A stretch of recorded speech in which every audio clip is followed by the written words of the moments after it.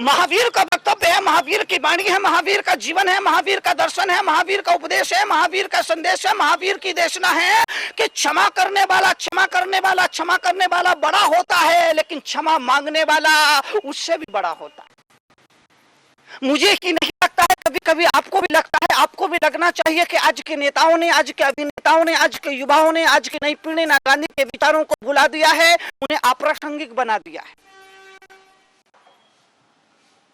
लेकिन गांधी शाश्वत है, गांधी का विचार शाश्वत है, गांधी का दर्शन शाश्वत है। और मैं लोगों से कहूंगा, देश के युवाओं से कहूंगा कि गांधी को भली ही भुला देना, लेकिन गांधी के विचारों को मत भुलाना। और दुर्भाग्य देखिए कि गांधी की मृत्यु के बाद गांधी की स्मृतियों के लिए कई प्रतीक है, कई स्मृतियां हैं जिनको लेकर के गांधी को याद कर सकते हैं। गांधी की मृत्यु के बाद, गांधी की मृत्यु के बाद, गांधी की मृत्यु के बाद कई गांधी से स्मृतियां हैं, कई गांधी की स्मृतियां हैं जिनकी वजह से हम गांधी को याद करते हैं, करते रहेंगे। गांधी का चश्मा है, गांधी की बकरी है, गांधी का चरखा है, गांधी की टोपी है, गांधी की खड़ी है, गांधी की लाठी है, गांधी की खड़ाऊ है, गांधी की खादी है। नहीं है तो सिर्फ गांधी का देश नहीं है तो गांधी के सपनों के अनुरूप सिर्फ गांधी का देश नहीं है, बाकी गांधी के नाम पर इस देश में बहुत कुछ है, सब कुछ है। नहीं है तो सिर्फ गांधी का देश नहीं। जो सर्वाधिक मूल्यवान है, जो सर्वाधिक महत्वपूर्ण, आजादी के 60 साल, आजादी के 58 साल गुजर जाने के बावजूद भी गांधी के सपनों के अनुरूप गांधी का भारत हम निर्माण नहीं कर पाए। गांधी के जीवन से, गांधी के आदर्शों से हम प्रेरणा ना ले पाए, गांधी की सादगीपूर्ण जिंदगी से हम अपने जीवन को परिवर्तित ना कर पाए। ये देश का दुर्भाग्य है। और दुर्भाग्य कुछ इस तरह कि 500 के नोट को जब मैंने देखा तो दोनों तरफ गांधी, मैंने कहा वाह गांधी। 500 के नोट को मेरे पास लाया गया और मैंने उलट पलट कर देखा, दोनों तरफ गांधी बैठे हुए थे। मैंने कहा वाह गांधी, क्या चली तुम्हारे नाम की आंधी, जीवन भर फिर एक नोट में और 500 के नोट में। ये गांधी के साथ हमने मजाक किया।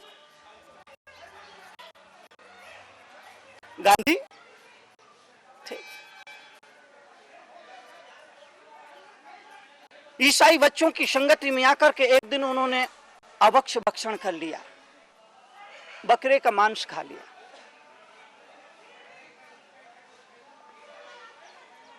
रात जब सोए तो सपने में उन्हें ऐसा लगा जैसे उनके पेट में बकरे से आवाज आ रही है, बकरा बोल रहा है।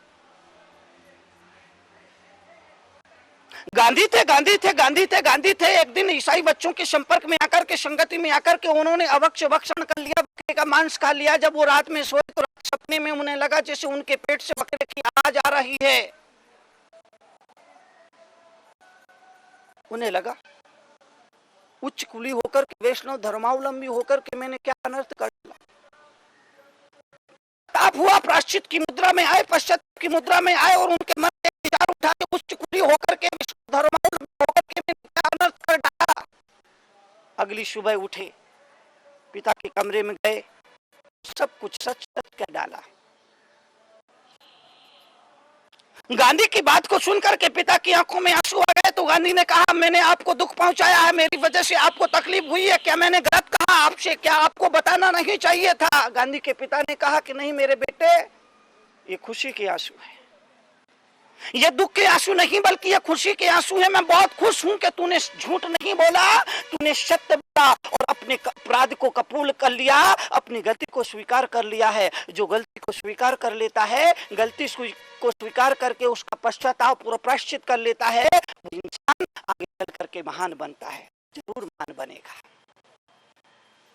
गांधी ने अपनी भूल को स्वीकार कर लिया, अपने अपराध को स्वीकार कर लिया। गलती करने वाला अदम नहीं होता है, गलती करके गलती को स्वीकार करने वाला ना करने वाला अदम होता है। और गलतियों पर गलती, एक ही गलती को बार बार दोहराने वाला अदम होता है, वो निकृष्ट होता है। गलतियां मनुष्य से होना स्वाभाविक है।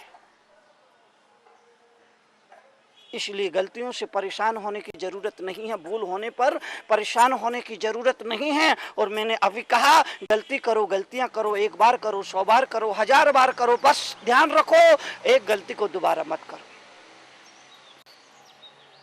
जब कभी भी आपसे गलती हो जाती है, आपसे भूल हो जाता है, आपसे कोई क्रोध हो जाता है, आपसे कोई अपराध हो जाता है, किसी को अहंकार में आकर के अपमानित कर देते हो, किसी को दुत्कार देते हो, किसी को फटकार देते हो, और जब गलती का एहसास हो जाए तो तुरंत सॉरी कहो, तुरंत क्षमा मांगिए, तुरंत क्षमा याचना करिए, कहिए मिच्छामि दुक्कडम।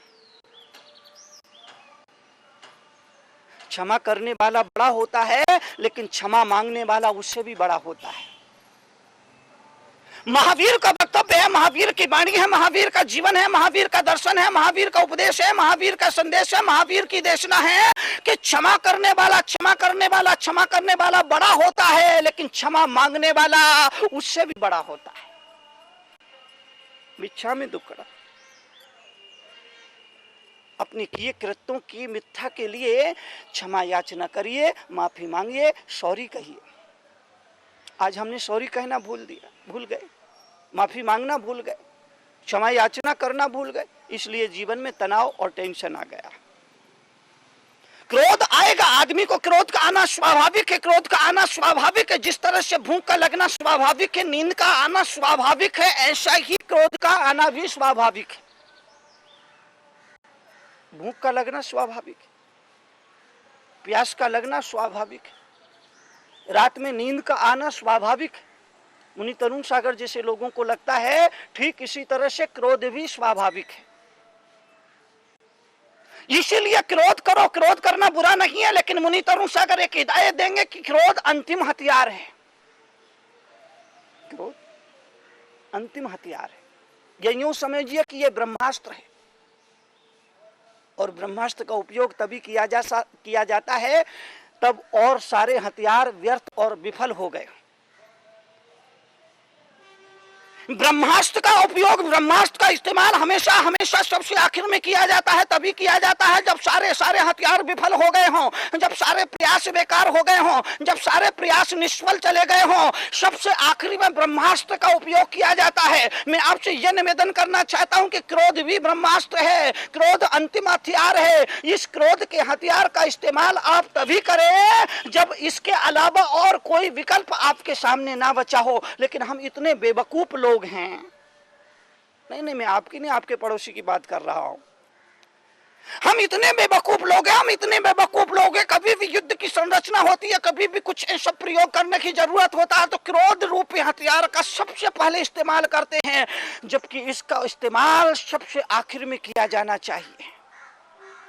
बहुत खतरनाक हथियार है यह क्रोध बहुत खतरनाक हथियार है, ब्रह्मास्त्र है। यह कभी खाली नहीं जाता, कभी व्यर्थ नहीं जाता, कभी निष्फल नहीं जाता, कभी बेकार नहीं जाता। इसीलिए बात में ब्रह्मास्त्र के इस्तेमाल करने की जरूरत नहीं है।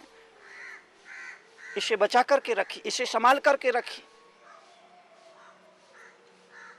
इसे छुपा करके रखिए। हम जरा सी बात पर इस ब्रह्मास्त्र को चलाने के लिए तत्पर हैं, तैयार हैं, तो क्या होगा? जीवन की समरसता खत्म होगी, जीवन की शांति, मन की प्रसन्नता, जीवन की खुशी, सब कुछ जल करके बर्बाद हो जाएगी। ये क्रोध का चूल्हा बड़ा विचित्र है। क्रोध का चूल्हा बड़ा विचित्र है। यह पल भर में भभक उठता है और अगले ही कुछ क्षणों में जिंदगी की सारी खुशियों को चला करके भस्म कर देता है। क्रोध का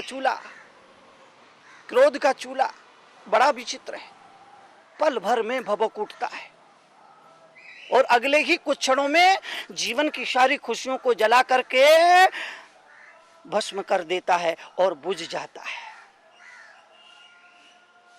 क्रोध अंतिम हथियार है। याद रखिए क्रोध अंतिम हथियार है। इस क्रोध के अंतिम हथियार को बार बार प्रयोग में लाने की जरूरत नहीं है, इस्तेमाल करने की जरूरत नहीं है, बार बार चलाने की जरूरत नहीं है।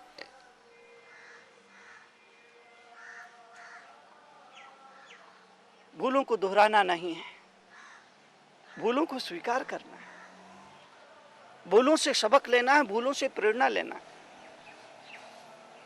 अगर एक ही भूल को बार बार दोहराएंगे तो कदम कदम पर ठोकर खाएंगे। ना सिर्फ कदम कदम पर ठोकर खाएंगे, पूरी जिंदगी ठोकरों में ही गुजर जाएगी। अपनी गलती मानने की वजह आंखें दिखाना ठीक नहीं है। हम में से बहुत से लोगों की आदत होती है, अपनी गलती स्वीकार नहीं करते और हाँ, सामने वाले को आंख जरूर दिखाते। तो डबल गलती हो गई। एक तो गलती की, इसको स्वीकार नहीं किया और सामने वाले को आंख दिखाई जा रही है, बिल्कुल भी ठीक नहीं है, व्यवहारिक रूप से भी ठीक नहीं है। इसलिए मुनि तरुण सागर जी से बहुत साफ शब्दों में निवेदन करना चाहेंगे, अपनी भूल के लिए झुक जाने में कुछ भी गलत नहीं है। अपनी गलती के क्षमा याचना के लिए सामने वाले के हाथ जोड़ने में कुछ भी गलत नहीं है। झुकना तो जिंदा आदमी का लक्षण है। अपनी गलती स्वीकार करना यह विनम्र आदमी का लक्षण है।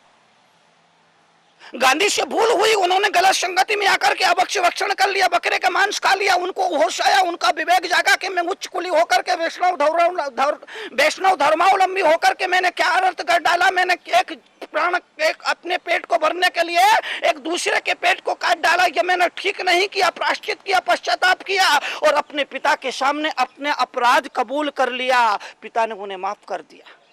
हम भी जीवन में गलतियां करते हैं, परम पिता परमात्मा के चरणों में सच्चे मन से, प्राणों से अगर अपनी गलतियों को स्वीकार कर ले तो वो परम पिता भी परम दयालु है, परम कृपालु है। वो तो दया का सागर है, करुणा का सागर है। निश्चित ही वो भी हमें माफ करेगा, हमें क्षमा करेगा। भगवान महावीर ने कहा, क्षमा मांगने वाला बड़ा होता है, लेकिन क्षमा करने वाला उससे भी बड़ा होता है। जैन धर्म का एक पर्व है पर्युषण पर्व। उस पर्युषण पर्व के समापन पर एक और पर्व आता है, क्षमावणी पर्व। क्षमावणी पर्व, क्षमा का मतलब है अपने मन की गांठों को खोलना।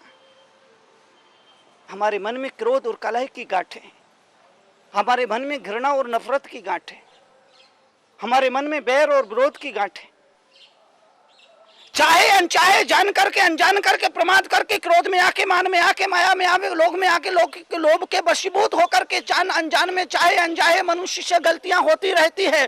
बैर और विरोध की गांठें, घृणा और नफरत की गांठें, क्लेश और कलह की गांठें पड़ जाया करती है। क्षमावणी पर्व का मतलब सिर्फ इतना सा है, उन गांठों को खोल देना। याद रखना, एक बात को अच्छी तरह से याद रख लेना, गांठें चाहे गन्ने में हो, गांठें चाहे आदमी के मन में हो, गांठ में कभी भी रस नहीं होता। गांठ चाहे आदमी के मन में हो, गांठ चाहे गन्ने में हो, गांठ में कभी भी मन नहीं होता, रस नहीं होता है। गांठ हमेशा ही नीरस होती है। अगर आदमी अपने मन में गांठ बांध करके बैठ जाए तो उसका जीवन नीरस हो जाया करता है, उसका जीवन व्यर्थ हो जाया करता है, उसका जीवन के सारा रस खत्म हो जाया करता है। अगर जीवन नीरस हो गया तो आदमी के पास बचा क्या? उसका सब कुछ खत्म हो जाता है। महावीर ने कहा, जो तुम्हारा बुरा सोचता है तुम उसका भी भला सोचो।